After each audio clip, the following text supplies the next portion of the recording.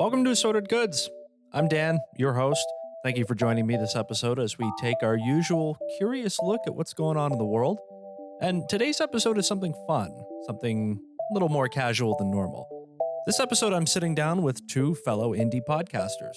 Ben Robinson and John Williams of the Geeksploration Podcast are joining me, and we took a little time to talk about podcasting and also the creative project that the two of them are currently working on, a science fiction comic book series called Space Oddities, which at the moment is currently raising funds through a Kickstarter campaign to create and publish their second volume. My hope is that this conversation gives you, the listener, a chance to get a little insight into podcasting and the podcast community and some of the great people that are in it. And there are a lot of great people in it. But also, what it's like to turn some of your creative ideas into something real, even if it takes years to get around to it. Anyways, this was a great conversation with a couple of great guests, and I'm not going to ruin it by talking too much in the intro. So let's get to the interesting stuff. Here's my conversation with Ben Robinson and John Williams of the Geeksploration Podcast. Oh, and by the way, there are a higher volume of swear words in this episode than a usual episode of Assorted Goods. So, of course, cover ears as necessary.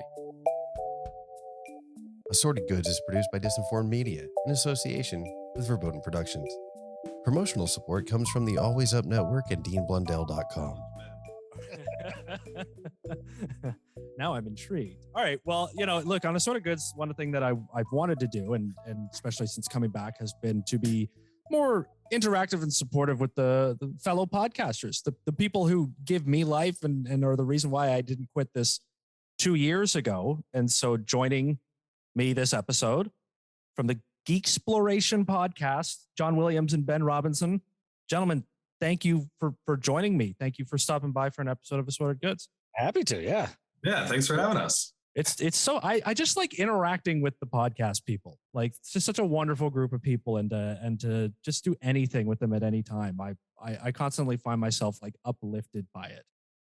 Yeah, and it's a group of folks that like they understand some of the trials and tribulations that none of your family wants to hear about. Like, we could probably complain about like editing for like 20 minutes here, but my wife won't make it past 2. Your wife won't even start it. I mean, not to call it out, but I mean, yeah, she's never listened to our show. Yeah, and not at this point, one single time. I think she's too proud to start at this point. She's like, nope. It's the sunk cost fallacy, right? Yeah. Like, I'm too invested in ignoring. I'm not stepping in now, but yeah, we could probably spend a good half hour about things that go horribly wrong with our recording equipment, and suddenly I'd hear a bunch of people go, "Oh, no, not today." Yeah. You would instantly get an email from Ben's sister saying, "Stop talking about the process." Right. She called us out on that early on because that was something that would just come naturally. When you're first starting out, you're discovering things, and you're like, "Oh, let's leave that in." Like a little peek behind the curtain. And boy, she let us know that wasn't interesting to her. Well, there goes my entire section of questions I had for you guys today, then, I guess. Fine. Now, you guys, you're the host of the Geeksploration Podcast, and you are also in the process of you are the creators, the writers, and the illustration. John, that is specifically you. Illustrationist, yeah. Illustrationist. We'll make up words as we go, sure. Of the Space Oddities comic book series, which is now in its second Kickstarter campaign. You are currently in the process of funding the second issue.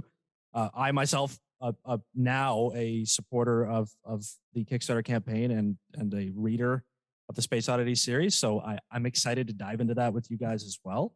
Any preliminary words you want to set the stage for as we get going? I mean, the most important thing is that everyone listening goes and backs our Kickstarter. Yeah.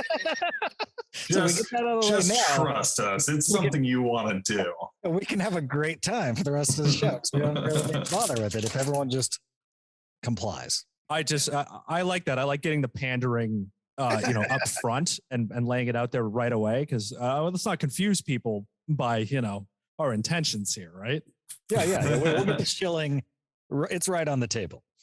Yeah. If we do it in the end when we're saying our goodbyes, some people have already tuned out. Let's just right. Yeah, you're not going to get away that easily now. Yeah. Don't think you're just going to sneak through without getting at least a little bit going. So, I mean, you guys, I love your show.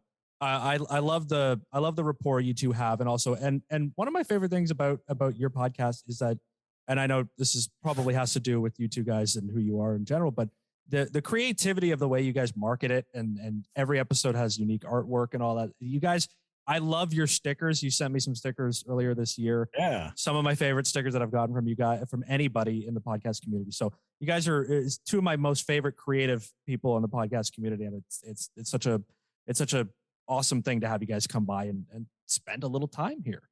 Oh, awesome. Wow. Yeah, thank you so much. Jeez. I mean, I feel like a dope being here on these Zoom calls where like, you know, if somebody's saying something nice about me, I just feel like I want to turn my video off or something. Right. Like, oh. Right. This is where you're supposed to go. I don't believe you at all, actually. Yeah. Now, just one thing, John, I just wanted to confirm, and I know as we pander for the comic book, but also for your Instagram account, your art Instagram account, your at for it, and I just want to confirm, is Beefy McStudley? That is correct. Yeah. Okay, good. And it does excellent. have an LEY at the end, because for some reason years ago when I came up with the name, it seemed like it was more of a name and less of a descriptor if it had the LEY at the end. I don't know. So I feel like I always have to explain it just in case. It's your artist persona is what that is. Okay. It's good. I stumbled across that and I thought I have to confirm that this is one of my favorite handles I've seen on any social media in quite a while. Nice. You know what? And since we published the book under Beefy Press, like that's the name we made up to, because it's us publishing it. It's got meaning. Press. This is the beginning of the Beefy empire, I assume. Yeah. Yeah, I'm not going to do like the JB comics or much less BJ comics. You know, that's for depends on your venture. Genre, right? If you might be going for a certain niche, that's okay. So you guys started Geeksploration in the fall of 2018. Is that correct? Yeah. Sounds right. Yes, 3 years ago. I went back to your first episode and looked at the date, so that's it's got to be right. So that's the exact same time that I started this show. So there must have been something in the atmosphere at that point that was, making people decide podcasting was their new hobby of choice. I got to ask the most obvious question for a podcaster off the start. What made you guys want to do a podcast? Like what was the weird inspiration that strikes all of us? I mean, I think most of it was like I had just moved back into the state. Like John and I, we've known each other for like 25-ish years, something around there. And so we've been friends for a long time, and we've always just kind of hung out and talked and bullshitted and geeked out about things. And I just moved back in the state. We talked about it, hell, a couple years before that, even saying like, yeah, we should do a podcast where we talk. But like, as with most of the things that we came up with while sitting around, it took a while for us to get around to them. So we finally were like, all right, fuck it, let's do it. We have, I'm back in the state. I've got a spot. It's a good excuse for us to, watch movies and play games and hang out and pretend that we're being productive members of society. Like we're producing a thing. So sorry, wife and children, I've got to go watch a movie and talk with my friend for 2 hours. Yeah, that seems to be a pretty common thread. Like even the other podcasts that I do, my buddy and I, who we've been friends for over a decade, and we had the same thing, which was if it sucks, then if nothing else, we spend a little time together once a week, chat it up, and that's isn't the real value, the friends that we make. Yeah, we were doing it anyway. Like that. We've never been so adventurous that Friday night comes around, we're gonna go on a bar run and just hit up tons of places and party. Like it's like, no, if we're gonna have some drinks, we're gonna go to somebody's house and we're gonna drink and talk all night and probably get in a good debate about something. So it's like, all right, why not do it on air? If nobody cares, then like you said, we're doing it anyway. It's a couple of buddies hanging out. So I still think that drinking and talking is maybe one of the foundational pieces of all podcasting ever. I don't think there's ever been. It's birthed from natural environments. Yeah, I think it's a groundwork for civilization. Like if we ever stop drinking and talking, shit's just gonna fall apart. It's over. It's over at that point. So your most recent episode was about Dune. And being somebody who read Dune myself, I really liked that episode. I have to say I share the issues you guys were having with the book, which was trying to read it and getting about 50 pages through, and then, life for a week or two, and then you come back and you think, shit, I have no idea who these people are. And in doing the show, do you guys have that a lot where you feel, or you try to get into something, and then when you sit down to talk about it, you're like, I can't keep track of all these characters or everything that's going on? Is there a challenge to keeping up with all these sort of fandoms as you get into them? I think for the most part, it's all right because most of the time it's something that I'm already fully into. And a lot of times there's so much to talk about that we're inevitably going to leave something out. So I think I've gotten away with without really biffing it in that aspect. I could say with Dune, like, I mean, even just going into the movie, like I forgotten, or Jason Momoa's character, I can't even remember his name anymore. Right.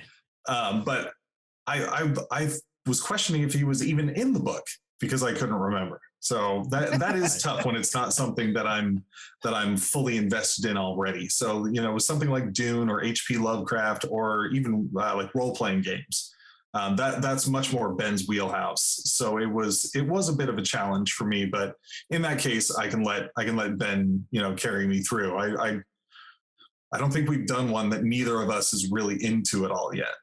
Yeah, we've joked with doing like a sports one, or like something that neither of us really anything more than a tangential awareness of, and just being like, yeah, that's that football thing. But yeah, this episode's on sports ball. Yeah, I don't know if that would be entertaining. Like one of us has got to at least have some fucking clue. Well, I mean, I from what I understand about the podcast world, half the time it's just make stuff. That's what everybody always says. Just do it. Just it comes to your head. Just do it. Who cares? I'd be ready for it. If you guys do a football episode, I'm gonna thoroughly enjoy it. I'm pushing for it. I think that would be a lot of fun, especially it's like we go and do some research, and we'd probably be presenting things that are rudimentary knowledge. It's like, guess what I found out, and you could do a 3-point conversion, or is it a 2-point conversion? I don't even know.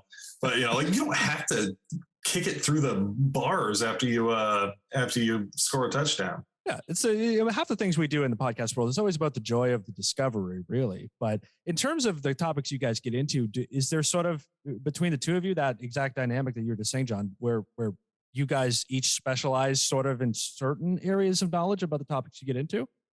On some of them, for sure. Like there's ones that like someone's like, yeah, we should do this, and the other guy's like, okay.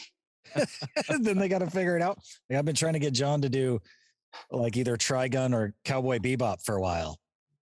But that requires him like watching all of those shows. Like I could probably walk into either one of those shows not having to rewatch them and at least talk semi-competently for a little while about them, because I've seen them a number of times over the years. But he'd actually have to devote the time to like watch the series. Yeah, and for every one of those, there's like I'm like, okay, well, let's just throw in a Batman or a Superman episode. Like that Batman episode, I didn't even listen to for the first like year or two that it was out because I was hammered, and I figured I did a disservice to the character. I finally listened to it and it was okay, but it was clear I was not in the right space. But do you have topics that you get into when you guys start diving into them that you think like, oh God, this doesn't do it for me, or I'm lost by what we're getting into? Well, famously, the one that I think shocked both of us the most was we did an episode on jetpacks, and like we're both like huge jetpack, like we love jetpacks, like we like the idea of jetpacks, the way they're used. We've always wanted one. They're just fucking cool. And so we do an episode on jetpacks, and we get like 35 minutes in, and we're like, we're out of shit to talk about. Like what else? Like how many times can you say jetpacks are cool? It's really what the whole thing boiled down to. We're like, oh man, we didn't realize it though till we'd actually, we were well in and committed to the episode. I mean, it came out okay, but it was shocking. It was rough that we ran out of stuff to talk about on that topic. I guess in the topic like jetpacks, you get to a point where you think if we go any further, we're going to start having to be like engineers who can break down aerodynamics and physics and oh shit, what do we do then? I don't think, have we ever had a topic that we abandoned? Like we said, all right, let's do this. And then like we started getting into it and we're like, nope, let's not do that. I don't think we have yet. I'm sure there's been a few times where I thought we should, but never said it out loud. I made it through HP Lovecraft, but that one was tough for me. That was pretty tough. Now the part of the podcasting game is always sort of the figuring out how to do it, right? And I think everybody in it's got their own mic setups, their own editing software, their own editing everything is very sandboxy. So that being said, I mean, what do you guys enjoy outside of obviously the time you get to spend with each other? But what do you enjoy about the process itself after doing this now for pretty much 3 years? What do you think, Ben? Like, good. I think I might have to quit. What the fuck am I doing here? No, I mean, I do all the editing, and I don't dislike the editing. There is a joy that comes with it, and it is. I don't want to say therapeutic, but it is just it's kind of like a thing that you just kind of do, and you don't have to. I generally don't have to think super deeply about it because I'm kind of just doing, getting rid of our countless ums and ahs and kind of editing things down for content and making sure it sounds right. But I've had a Red Bull and I totally brain fart like 5 times. But I've done it enough now that it's just it's like a relaxing thing to do until like I need to do it and it's 10:30 at night and I got to go to work the next day and it's like, fuck. But almost always that's my fault for procrastinating to the last minute anyway. So I have no one to blame but myself. Right. And John, in your case, you make the art for each episode that when they come out. How do you sort of get into the process of doing that each time? Yeah, I mean, honestly, it seems like more and more lately, especially with all the comic book stuff we have and everything, that a lot of times I space out, and then it's Monday night and Ben will send me a text message saying like, it's episode's uploaded as a draft, just put your art in the blurb in, and they're like, oh shit. And again, like Ben said, it's 10:30 at night. But no, I mean, honestly, I always just liked to pick an image that distills the episode down to its core and then throw us in somehow. Sometimes it's it's a bit lazier because it's late, or like with the Dune episode, it's a desert and we're there very small. Originally I was going to draw like one of those still suits and I was like, nope, that's way more than I have in me right now. But it's always been it's been a fun challenge, I should say, because it is challenging, but it's been fun. The first year we were doing this, there's that Inktober challenge on Instagram every year. I just devoted my entire Instagram or my entire Inktober month to drawing images for future topics. So for a while, I just had to color them real quick, and then we were good to go. But we've since gotten through almost all of them. Yeah, there's still a few of them left. Yeah, I've got a good one for Predator just sitting there. It's easy to plan out your episodes when you've kind of got the art already done. I mean, half the time I know for doing something similar where I'm like, I got to pick a topic. Half the time I'm just, it looks like a good one. And then you get to it and you're like, I don't pick this anymore. So, I mean, it's sort of like an art. You've got a schedule ahead of you through art, which is it's a very unique idea, I think, but I like it. It's tough sometimes because it's forced creativity. Right. Like some days, I mean, there are some stinkers on the episode art out there because, sometimes your brain just is not in the zone, but you have to get something done. Yeah. Well, to your credit though, John, we're on episode 78. You've only ever missed one. So yeah. That's pretty damn good.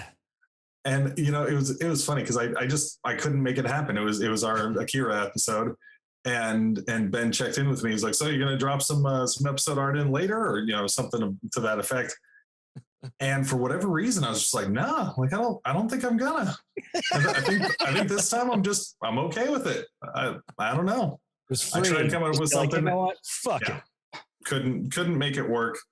I was way too ambitious and I was exhausted, and I was like, well, the episode went in without art. So at this point, who's actually going to get mad at me that there's no art there? Right.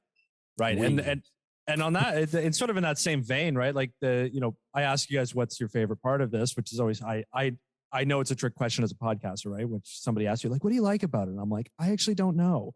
Yeah. I like the overall, the everything together, but I couldn't break down the specifics. But so I feel like on the flip side, and I mean, you guys are saying about having to force yourself to be creative sometimes, and also the time constraints in real life, and it just things that we all have to do to get by each day outside of being podcasters. What's the challenge that you guys constantly find that you have to get over, especially since so many people in this podcasting stuff disappear and quit and drop it after a while? What are the hurdles that you guys constantly feel like you need to get over to be consistent with it? I think the hardest thing for me, and the thing that I do the worst, is research. Like we'll pick a topic, and you always start out really ambitious. You're like, all right, we're doing this. I'm gonna, well, there's a couple things that happen. First, you're like, all right, I'm gonna watch like you pick a series, like I'm gonna watch all the series, and there was that comic book about it, I'm gonna read that, and then you try and go through the source material, and you're always more ambitious than you were going to be. Like for Dune, I wanted to go back and rewatch the, what was it, 84 movie, and I wanted to try and watch the sci-fi series. I didn't get to either of those. But then the other thing that happens is, like, when we start researching stuff, you're like, wait, what do you mean there was Dune cereal and 7 or 8 Dune video games? Like, I didn't have time to watch the shit I knew about, much less experience this other stuff. So it's the full weight of, you're trying, like, we're going on and saying, like, hey, here's this thing that we love, and there's almost certainly people out there that love it more than we do. And Right. then, you're going to let them down because you didn't talk about Dune 2 for the PC. Yeah, I find that's sort of a similar thing, right? Is sooner or later you're like, I can't cover all of this, right? Like otherwise I'd never put an episode out. That was one of, Ben, you and I were talking before we started, which was like, how do I I've brought the show back, but it's still written, but I'm still there half the time going, I can't just write, like, what if I don't talk about this? What if I miss that? What if I miss this point and all that? And it's part of that imposter syndrome, right? Of is anybody going to like it? And then also, are people going to think I'm an idiot the whole time too? And then what are they going to say? Yeah. If somebody says, "Oh, that episode was really good," you're like, "Yeah, but all this shit I missed, like, that's probably a pity compliment." Right. I know I fucked it up. Well, and we spent like the first year and a half telling people constantly, like, hey, if we got anything wrong, let us know. And then eventually, sometimes they did. We'd be like, oh, you motherfucker, who do you think actually you don't? I think I was the only one that got called out on it. You just say, keep it to yourself, folks. There are some mighty rivers going through Texas. Yeah. With lots of really good rafting. Yeah. Now, I mean, do you guys, obviously in the sort of the genre of your podcast and all that, do you find that people are more opinionated, I guess, or do you guys actually encounter sort of the sticklers for the details like that? Not really. Like I feel like I think if there was one thing one thing I would like to change about our show is the amount of interaction we could get from people. I think we're constantly asking for it, and we don't get it very often. But then again, it might also be my fault because somebody who lived up the street or who lives up the street from me won a raffle we were doing, and I still haven't given him his prize. I just keep forgetting. So maybe it's my fault. Like, and our buddy Dan requested more space episodes, and we still haven't done that. So maybe it's on us. I've been toying with the idea of doing something with like Twitter Spaces, which we tried out for like our comic book release party, and it was a bit of a technical nightmare. But yeah, I think let's not do Twitter Spaces. Something like that, where we toying with the idea of like when we record the podcast, just go live with it, and if people wanted to, something like Twitter Spaces though, where people could chime in, or Twitch, which I have done very little Twitch streaming. In fact, none until last night when I went on the Geekly Grinds like board game night stream. It was the only bit of Twitch. Half the fun we have in doing all this. I've found it for most people that I talk to. It's always exactly that, right? you start doing a podcast, and then over the course of the year, suddenly you're like, now I'm doing Twitch streams. Like for me, it's like I've done voice acting. Like, what? Me? Yeah. Why would anybody ask me to do that? So You've got a lovely voice for radio. oh, it's my, as my dad always used to say, a lovely face for radio. Yeah. Your diction is flawless. Oh. Okay. Take the compliment. He meant it. He's not just bullshitting you. He doesn't tell everyone or talk to everyone about their flawless dictions. Right. It's going in the Twitter bio tonight. Now, the one question that I want to put to podcasters, because it's something that I've ruminated on a little bit a lot, which is, and I know it's a little abstract, so forgive me, but to you guys, 3 years in now with your podcast, what do you consider to be success for people in this sort of world that we're in, the smaller indie podcast game? I find it to be a thing that people have difficulty defining. So I'm curious for you guys, take a shot. What would you call success for an indie podcaster? I mean, honestly, kind of back to where a bit of what we're just where I think the times where I've felt the most successful is when we get any sort of meaningful fan interaction. I think that's like, you get listens and you get a bunch of people retweeting stuff because they also have podcasts. But when someone says, "Hey, I listened to your show and here's what I think," and or recommends a topic, or does basically says a person out of the blue that you don't even know who they are says, "I enjoyed your show and here's what I think." That's fucking cool. Like that is the neatest, most coolest bit of success I think we've had so far. Yeah, I agree with that. And on a more personal level, because taking out any expectations of listeners and subscribers and sponsors and all that, like you're going to drive yourself nuts. And that's, if you're an indie podcaster, that shouldn't be your focus, because that, or I mean, you know what? I take that back. Whatever anybody's focus, whatever they want it to be, it should be that. But yeah, that's not what it is for us, because it's like independent comics. It's kind of a pipe dream. But like I always think we've had a successful episode, like when we stop recording and I'm just like, we fucking nailed it. Like that was a great episode. I had a great time. I'm gonna listen to it once you edit it. Like that. I like that personal feeling, because there are times when I feel like it was a stinker. They usually don't end up that bad when I listen to it. I'm like, okay, I wasn't as horrible as I felt I was in the moment. But when you really nail an episode, you're just like, fuck. You're like, yes, I'm in it. I did it. Where's that money? No. As long as at the end of that, I don't look at you and say, "Oh shit, I wasn't recording." We did that once. We talked for like 45 minutes and we're like, "Yeah, that was really good." And I was like, "Oh no." And then we had to do it all over again. And that is the most awkward, bizarre feeling. Trying to fake your way back through it. Yeah, trying to say the same thing, but like you both know that you already said that thing. So, I'm going to crack the same joke here, so try to think it's just as funny. Still laugh this time. Yeah, apparently Ben was telling me when he was editing that I said yeah a lot. Like every time it was something that I had heard already. So shut up! I already heard this. Move it along. Right? Yeah. But I think losing a recording is I mean, anybody, if they listen to this and they're not already a podcaster like so many of our listeners can be, and they think they want to start one, be prepared. It's a death, taxes, and fucking up a recording and losing it completely is a guarantee. Yeah, I think we're lucky that, in over 100, episodes altogether, that it's only ever happened that one time. It was like half an episode. We had one other time where I lost a bunch of audio, but I was able to like recover some. Like I lost the good recording of it, but I was able to like use the Skype recording that was on there. That's right.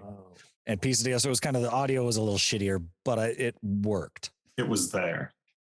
It's the beauty of the editing process that we learn, right? Which is just like disaster control half the time. Like, yeah, and that was something that I thought of earlier when you were asking, about what you enjoy about making a podcast. Like I remember early on when we first started, my day job had me working in like the Adobe suite. So I started learning things about, recording equipment, editing programs and stuff. I was doing everything on Audition at first. And like, even though it took forever, because I was determined to cut out every little bit of silence and every there was a tremendous amount of pride tied up in that. And I was like, this sounds good. Yeah. But after a while, once we started doing the comic, especially, I ran out of time, and I'm glad Ben picked it up and learned things that I never knew. Like, it sounds better than it ever did. I always have a little bit of envy for the podcasters that are like, I don't do any editing. I just dump it. Fuckers. It's like, you son of a bitch. Even some people can do that and it still sounds good. Some people can do that. And you hear them like, I'm going to go, I got to go, like they cough and it's still in there. And you're like, come on, man. You could have pulled that off. Yeah.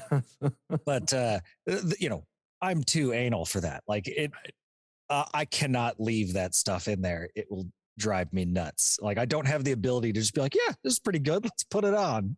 One of my favorite podcasts, even like there's one of the two hosts on there that he'll have just like a total like brain fart, and he'll be like,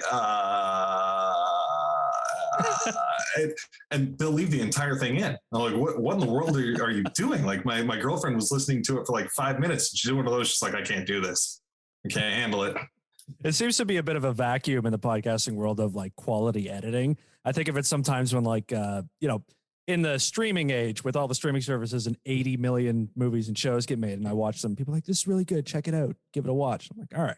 I watch it and I think it's a good show and it's entertaining, but the writing sucks. And it dawned on me one day, I thought maybe there's just not that many good writers in the world. Yeah. There's too much content. Some of the writing's going to be really crappy. So some of the podcast editing, I guess, is just lacking, or someone's making a lot of money and not doing a lot of work. So, and some people can make it work. Like the Movie Sellers, one of my favorite podcasts. I listen to them all the time. Yeah, they don't. They don't edit much anything. Someone will drop off the call and they'll just be like, "All right," and they'll just keep talking. But it works because it fits what they're doing. Right. So I could never do that. Yeah, I think once you get the editing bug in your head, you're like, ugh. Yeah, like it'd be nice if I could just not care. Right. And be like, sure, this is fine. It'd be easy. But I just, it'd be way easier. I'd have like hours more time. Right. But I can't do that. Yeah. We might lose both of our listeners at that point. And I don't want to, I'm not shitting on anyone that does do that. Right. Because, I'm going to use that as a promo and just be like, look at all the shit he's talking about other podcasts. Do you edit your podcast? Good. Otherwise, this guy hates your guts. All right, we're going to take a quick break and hear some messages from some other independent podcasters. This week's promos come from the Planthropology Podcast and the Online Warriors Podcast. So hang in there, hear them out, and discover your next favorite show. On the other side, more with John Williams and Ben Robinson of the Geeksploration Podcast as we get into their comic book endeavor, Space Oddities, and the process behind that, as well as the details of their current Kickstarter campaign. So stick around. Sorta Goods will be right back.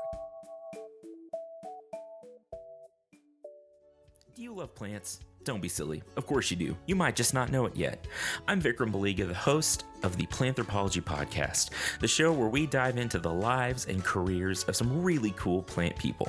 Join me each episode as I chat with students, scientists, and professionals in the natural sciences and figure out what keeps them coming back for more. We'll explore their work, the ways they got into their fields, why they love plants and nature so much, and why you should love those things too. Planthropology is laid back and conversational and will keep you laughing and engaged whether you're a scientist or not. Follow along for this adventure into the sciences and keep being really cool plant people.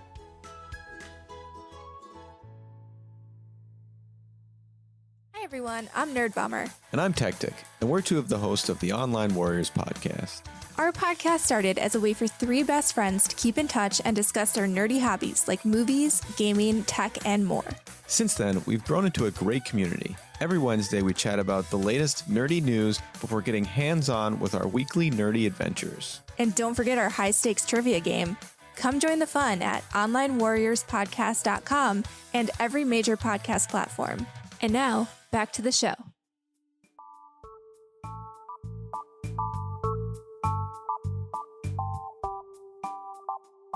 And now, back to our conversation with John Williams and Ben Robinson of the Geeksploration Podcast.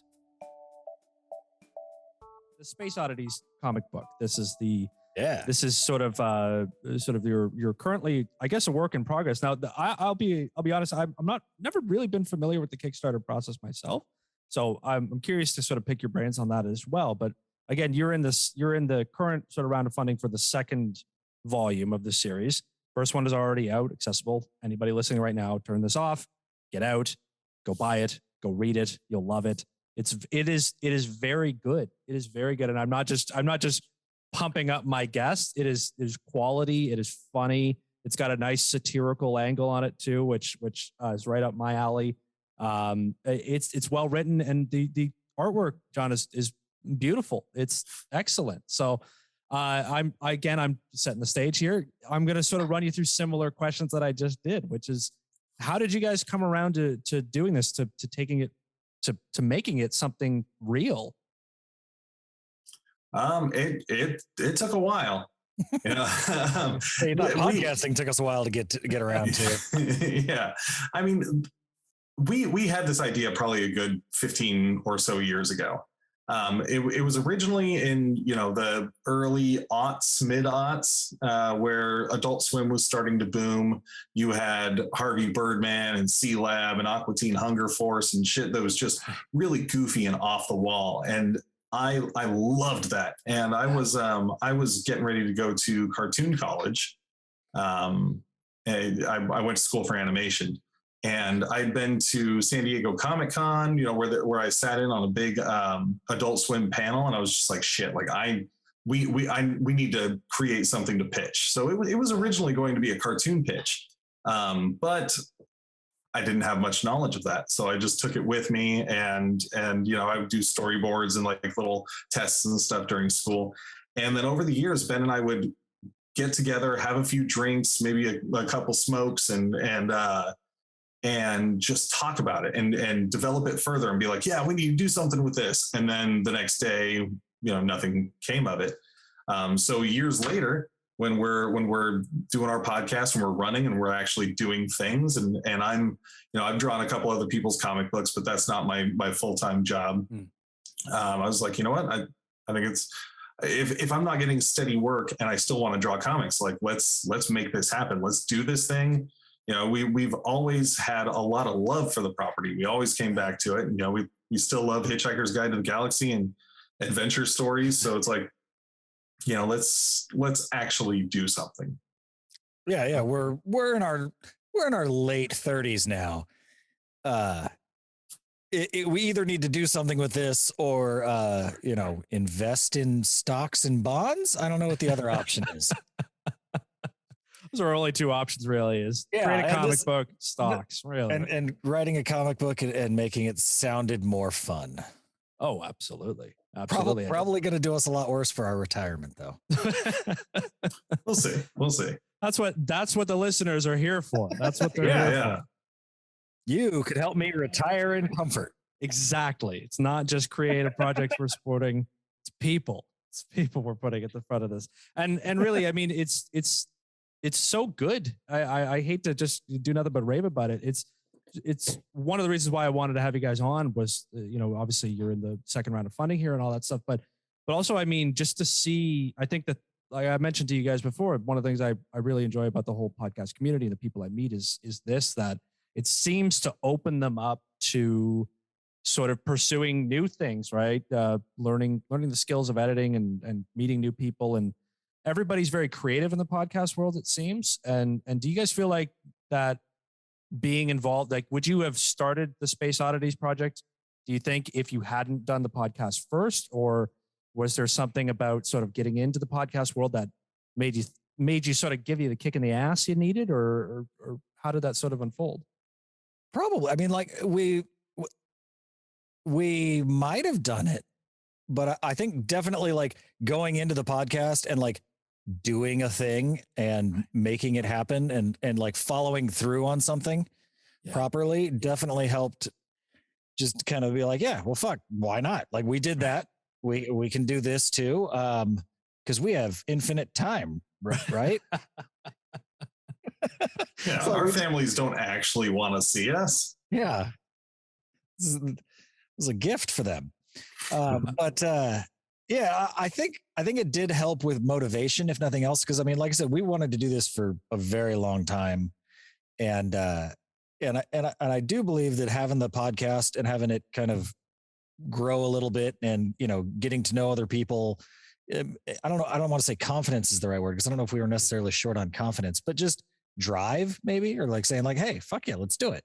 Right. Well, yeah, and I think there's a certain amount of pride that is that goes into finishing something, and like you said, Ben, like following through and accomplishing it and actually doing it. So it's like, I mean, and I'd drawn a couple comics in the past, and when you're actually holding it in your hand, you're just like, holy shit, like this is my baby. I created something, like it feels great. So and it's like why not? Let's just do this, because I mean, at the end of the day, like it's not all about Hollywood and this is gonna make me $1 million, because it's an independent comic book, but there is still the bit of love for what it originally was, being a cartoon proposal. Like if the opportunity ever came about, of course I want to do that, so that's what this first 6-issue arc is designed to be. It's like, it's either the first season of a TV show or like the movie. It is one complete story that could fit into something like that. Yeah, you really have to actually do anything if you want it to be anything. I mean, really stupidly weak, wise words I'm sharing, of course, but it's exactly that. We've all got ideas all the time, but it's the actual, tangible creation of them in the real world. Now, from the Kickstarter page, you guys, the Space Oddities is described as a comedy adventure comic book love child of Indiana Jones and Hitchhiker's Guide to the Galaxy. That paints a real vivid picture, really off the bat. Can you guys expand a little more? Give the listeners and the potential investors, guaranteed investors, we'll call them today, what exactly Space Oddities is designed to be as a story. Yeah, so the idea was like a sci-fi comedy pulp adventure, essentially, like where like they get into, they go on kind of crazy adventures. It doesn't always, it's not like a hard sci-fi, where everything has to make sense and everything, like there's like there is a logic to the universe still, but it's a skewed logic. It's not our logic, Right.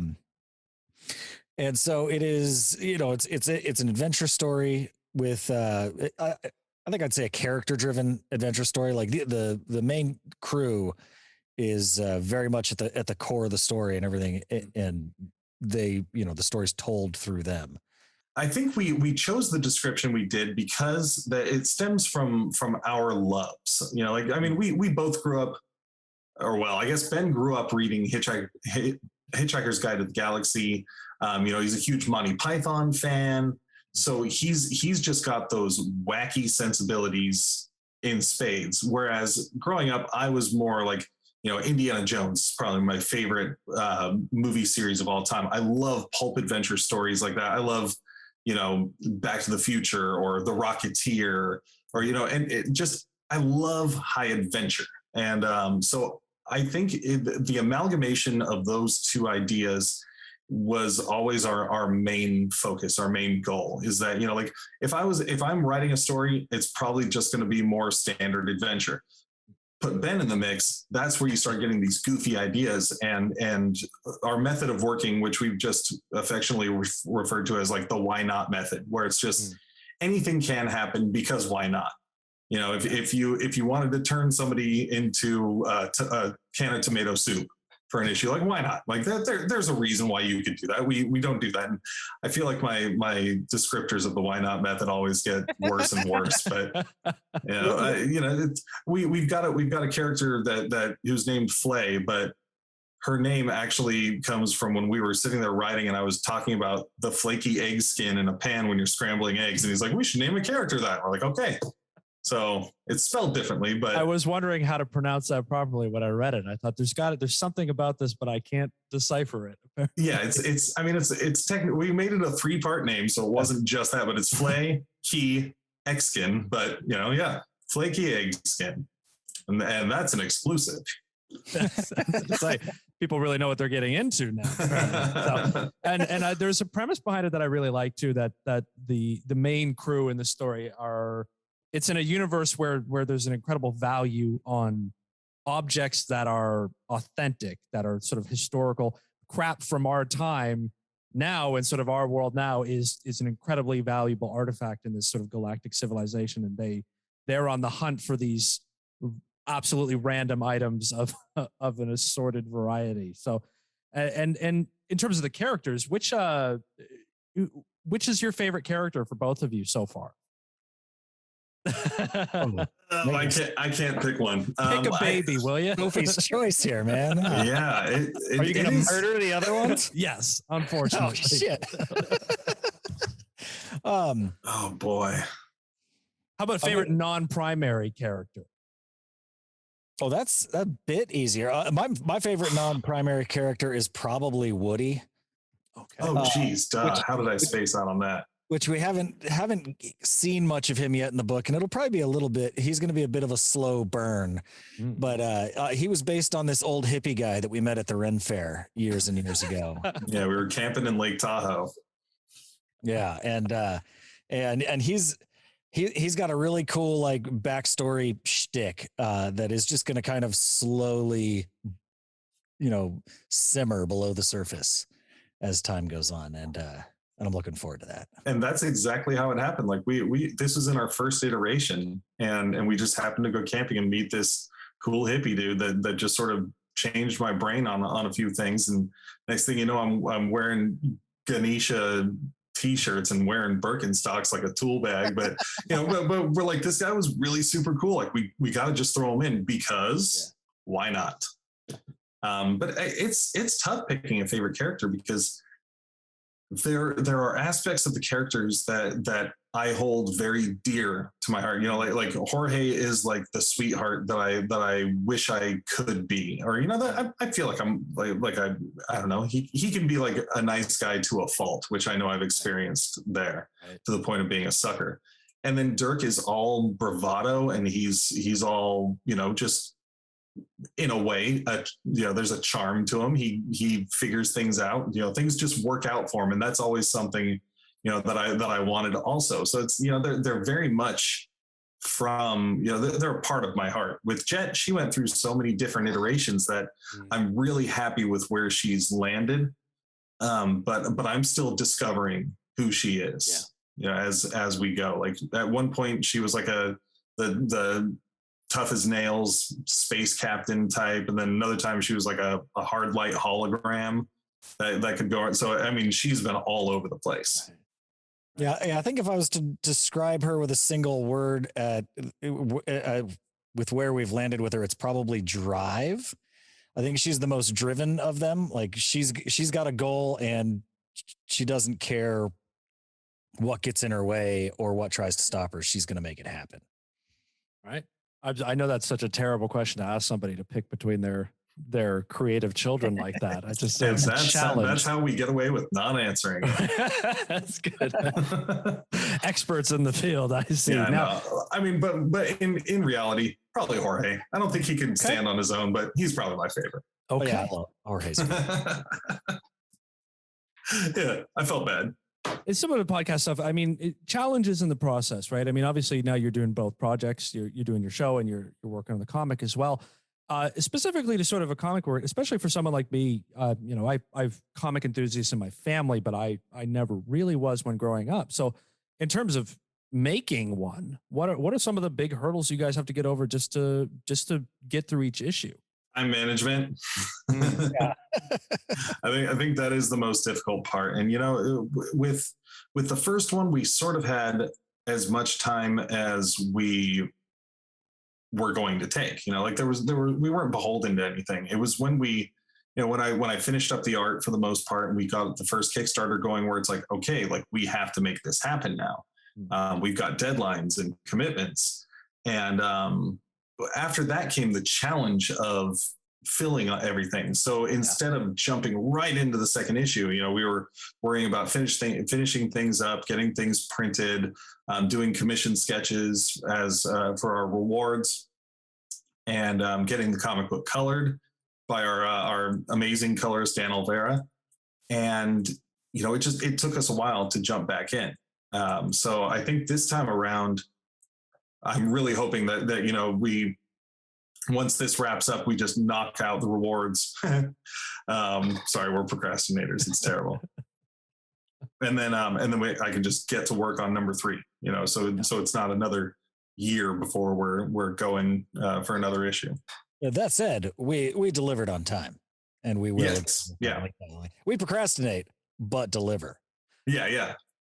That's always the mark of a procrastinator, right? Is that's you work best when you're under the gun. Exactly. You may put things off, but you still don't want to let people down. You still have to do it. I think the thing I had the hardest time with was how do I put that? Finding my value, like because I would help. I'd help get in and we'd co-write it and help with ideas and stuff. And then once John started drawing, it was like, all right, I don't have anything to do. But I've kind of taken over like running a lot of the Kickstarter stuff and doing fulfillment stuff and kind of doing the, I guess, more administrative, less creatively fulfilling tasks, but like the other really important shit that if you didn't do, the book's not going to go out because I can't do the art thing. No, I know for podcasters, everybody always say the hardest part of it is the marketing, or the part that most people hate the most. Yeah. The marketing, the social media and all that stuff. Do you notice any differences in that category between doing the podcast and doing the comic book now? You know what? It's shockingly similar. Well, I think the most pleasant surprise for both podcasting and for the indie comic thing was how fucking great and supportive both communities were. Because I hate marketing. I hate telling everybody like, hey, look at this cool thing I did. I work with people that have no idea I have a podcast or a comic book because it's like, this doesn't seem appropriate to mention ever. But the like going on Twitter or any number of other places, just the supportiveness of the other folks that are doing the same thing you're doing. And they're not necessarily going to listen to your show, or they're not necessarily going to read your book, but they're always there for advice or for feedback, or just to say, hey, keep doing it. It's cool. And that's super important to have a good supportive community. And I found that in both podcasting and indie comics. They've both been absolutely fantastic. Yeah, absolutely. It's one of the compliments and one of the reasons, even doing this episode with you guys and trying to make more of a point now that I'm back to run more promos for people and all that and support them is exactly that. There's this recognition amongst creative people, at least at this level. And I'm very glad that I've discovered that in this sort of regular people who have regular jobs and regular lives who decide to pick up a creative thing and start to make something with it, there's this recognition between them of the same thing in all of them, that everybody knows the kind of shit you got to deal with, the time you've got to put in, the sacrifices you make, the pain in the ass of it, the marketing sucks, that they all seem to be on the same page. Like you said, that they're very supportive. They're very understanding, whether they're actual, patrons or listeners themselves. They always seem to have this sort of, there's like a deep connection of like, I know what you've been through, man. So whatever you're doing, I support it. Not only that, like, what they've been through and like you can empathize, like you've been in the trenches together, but but also the idea that like, how good it feels when it all comes together and you get it done, and you want that for other people too. Be like, you talk to someone like, I've always wanted to make a comic book. It's like, do it. Yeah. Do it. Like, if you need any help doing it, if you need any advice, you need to, if you need, if you want to ask questions about how Kickstarter works, give me a call. I'm here, perfectly willing to help you out with that, because I know how awesome it is to get that done and have that book in your hand. And I want everyone to feel that. And in terms of the Kickstarter, how are you guys finding that process? Because again, this is not something that I've ever personally done, but I think most people know of what Kickstarter is and how it works and its objective. How are you guys finding the process? Had you used it before, and what's it been like to sort of use the platform now? I mean, we hadn't used it before the first campaign, at least not from from this side. Like I donated to Kickstarter campaign, or not donated, but pledged. I guess I backed Kickstarters before, but no, there was a lot. There's a lot of stuff that you don't know and that you take for granted going into it. You know, like you hear from a lot of people, like have your email list ready. You know, have everything ready to go well ahead of time, and get in contact with as many people as you possibly can, because it's going to be tough. And it sure was the first time. And we learned a lot of lessons, and then we did not implement them all this time around too. I mean, like I said, we're procrastinators. What I found out, there's like maybe 5 stages to a Kickstarter. I'm not sure if that's the right number yet. We'll see. But like the first stage, like you're like, all right, we're gonna do it. It's coming up in 6 months, and you can kind of like procrastinate. You should at that point start like laying the groundwork, which we did not do very well. And then the second stage is the awful cram, where you're like, oh shit, I've got 3 months worth of shit to do now in 1 month. And so it's getting everything ready, figuring out what art assets you need, who you need to reach out to, what kind of pre-promotion you need to do, just all the stuff to get the campaign ready. And then the campaign launches, and you got like a little breathing room for a minute, and then you kind of transition into the anxiety part, where you're like checking the numbers every day, being like, we only got 1 backer today, and it was only for $5. Oh no, everything's gonna fall apart. and then it ends hopefully successfully, and there's like a celebratory phase, and then the reality that you have to finish the thing and deliver the stuff sets in, and you kind of push that out, and then once it's all done and everything's delivered, it's just, it's time to procrastinate again, right? It's yeah, exactly. It's joy, and then you've got the next one to do. But the fulfillment thing, like once you actually get the printed books in your hands, like that's like the peak of the process. I think like that part is like I remember on the first one, when we got the first proof, I have it sitting right here actually, but the first proof from the printer, and like I went straight over to John's house and was like, look what I've got. It was awesome. Yeah, we took pictures with it like a couple of nerds. Yeah, like a couple of proud parents. Yeah.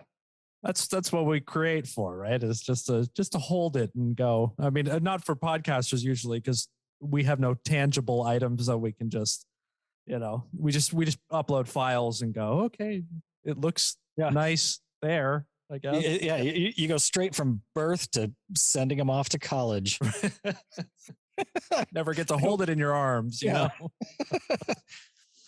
Now, I have a classic sort of geek question for you guys, and it's a simple one for each of you, which is, of all the fandoms and all the universes and different, superheroes, comics, any of them, which is the one that is deepest in your heart? Which is your true nerd fandom that resides in your soul? Well, I mean, it's simple for me. I can answer for John. Yeah. It's comic books, and more specifically Superman. Okay. Like that's what I was born and raised loving, and it's never gone away. I gravitate more towards heroic characters rather than, like the anti-heroes or the badasses, even though Batman's, second to Superman, so I don't know, whatever. But like, I was never like a Wolverine kid, like everyone else, like, snick, or like Punisher. I mean, Punisher's all right, but I like the characters who do what's right because it's the right thing to do. So, my favorite Ninja Turtles, Leonardo. My favorite X-Man is Cyclops. And, I love Captain America and Spider-Man because, it's the virtue of being a hero. I think as rough as I get is probably Indiana Jones. But, he's not I think he still holds those ideals, but on the Harrison Ford of it all, like I'll take Luke Skywalker over Han Solo any day. And I don't know, I think on the level of like comics, mine would probably be sci-fi. I've always loved science fiction. Okay.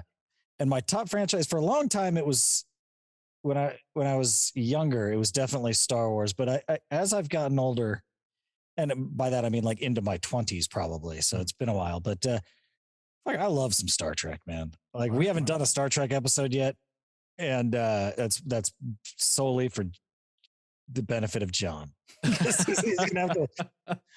he's not a Star Trek fan. Have you drawn a picture yet? Do you have a Star Trek artwork queued? I do have it, and to be honest, of all the ones that I haven't, I mean the Predator ones got my head ripped off, so that's pretty cool. But I really love the Star Trek image that I drew all those years ago. Like I would love to color that one up. Oh, that episode might be happening soon now. Well, it should. The issue with it, I think the main reason we haven't done it is because boy, that's a big one. It's big. Yeah. Like Star Wars, we had to split into 3 different episodes. I would say with Star Trek, where do you focus? Do you start with the original or which series? The thing is, I think there's more Star Trek content currently than there is Star Wars content, which Disney is trying to fix that real. Right. I was to say not for long. I don't. Yeah, they're just pumping it out. But so like that one, it's just a big one. It's like I feel like I need to go back and like rewatch the entirety of Deep Space Nine. It's like I know I don't have time to do that. Yeah, you don't have a couple hundred hours, Yeah, I mean, I was just thinking of it like dynamically as we're talking about. I'm like, I don't know if we'd have to go that deep into like Deep Space Nine or Voyager or Enterprise. Like those don't seem like the core ones. Oh, Deep Space Nine is good though. Yeah, it's a slow burn. It starts out kind of slow because they're just on. They're not even trekking. Yeah, but they get involved in like an entire intergalactic war by the end of it, man. It gets intense. It's good. Ben Sisko's fucking top notch. So we could do a whole other episode. We'll just let you do some Star Trek just to break it all down for. Well, and then eventually, I've always thought about doing a Star Trek versus Star Wars episode because I will argue for Star Trek, and I don't think it'll be. We could definitely find some. I think John would lean more towards Star Wars generally. Oh, definitely, yeah. So you might find I've heard Star Wars fans can be impassioned about their subject matter. So I'm sure you could maybe find one person who might defend the franchise for you. Well, look, you guys, I mean, honestly, John, Ben, you guys, you're so much fun to talk to. Your show, Geeksploration, the podcast, it's a wonderful podcast, conversational, getting into all sorts of awesome, topics, franchises, universes, fandoms of all kind. And also, I mean, you guys, I love the way you guys just sort of carry on with it, tell personal stories, just jump right into the topic. It's an easy listen and it's a really, really fun listen. And the Space Oddities comic, it's an awesome project. You guys are in the second round of your Kickstarter again. It goes until December 8th at the moment. Yep. As if I got that right. Excellent. And also that's a really cool project. It's a great creative endeavor that you guys are on. And I genuinely wish you nothing but success with both of things.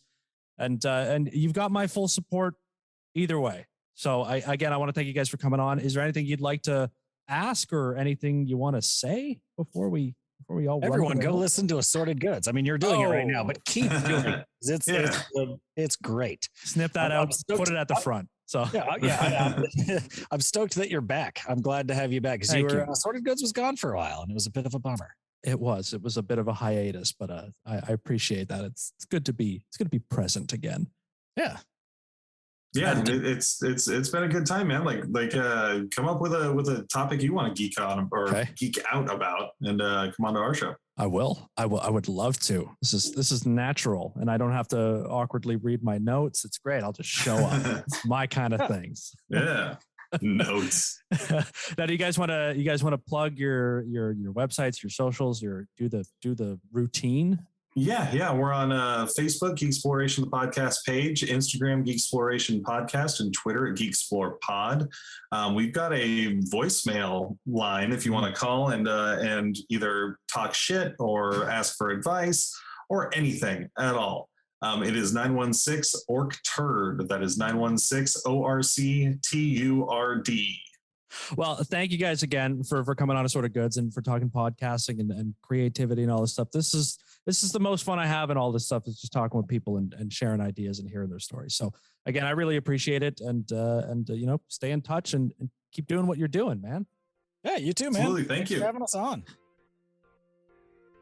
All right, so that's it for the interview. I really want to thank John Williams and Ben Robinson from the Geeksploration Podcast for coming on and sitting down and letting me rambling themselves for a little bit. And I hope that you, the listener, got something out of it as well and learned a little bit about the podcast world and got some insight into the creative process that some of us go through day to day. And maybe you'll capitalize on your own inspiration and turn it into a reality as well. Make sure that you subscribe and begin listening to the Geeksploration Podcast yourself, if you aren't already. And more importantly, please make a serious consideration of backing their Kickstarter for the second edition of the Space Oddities comic book series. It's an awesome independent project with some good people behind it, as you just heard. And really, seriously, it's really good. So check it out, get the first issue, read it, and help support the series going forward. The link to the Kickstarter page will be in the show notes and the episode description. Don't delay. Go look at it today. Hey, check out the rhyme.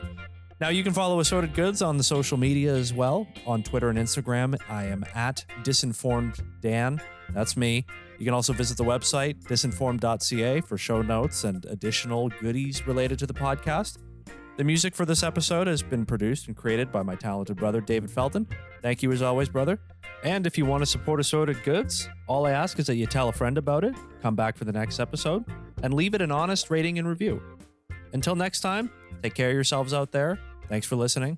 I'll see you next time on Assorted Goods.